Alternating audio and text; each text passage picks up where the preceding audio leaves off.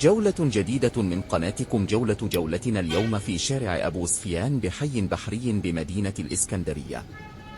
بحري هي منطقة عظيمة تدل على البحر، فهي بالإسكندرية من تأسيس الإسكندر الأكبر، وتطل على البحر المتوسط. يوجد مراكز كمركز الكشافة، وأيضا ببحري توجد قلعة قد أسست على يد الإسكندر الأكبر تطل على البحر، وهي قلعة قايتباي.